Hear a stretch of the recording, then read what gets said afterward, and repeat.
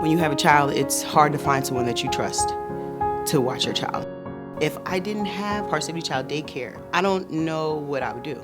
Just to have a time where you can take them and you can leave them and you don't have to worry, it's relieving.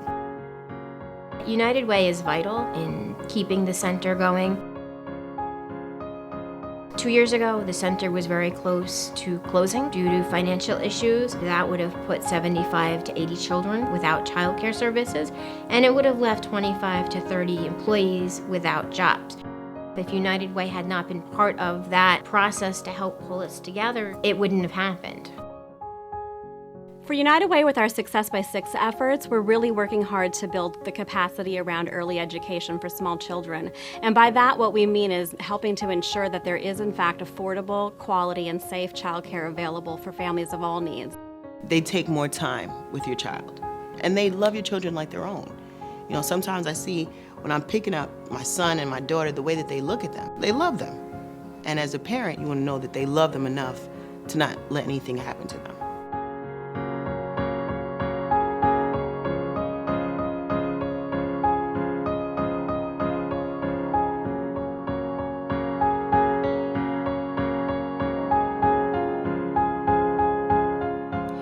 When my family first found out that our daughter had a brain tumor, it was like we were hit with a Mack truck.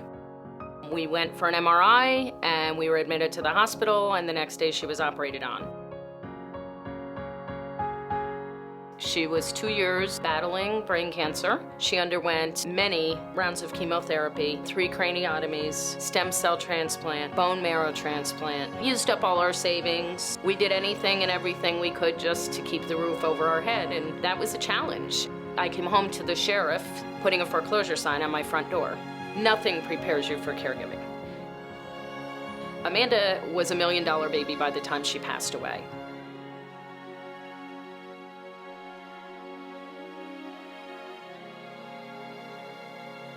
As a caregiver, you're so isolated because you're wrapped up in your own caregiving role that you really need to be part of something that has meaning for you.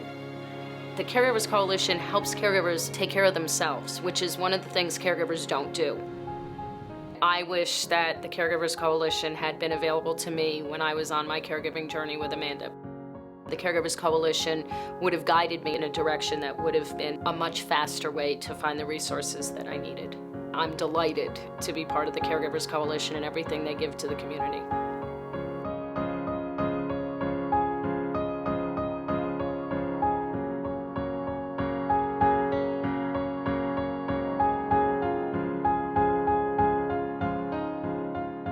ALICE is our acronym for Asset Limited, Income Constrained, and Employed.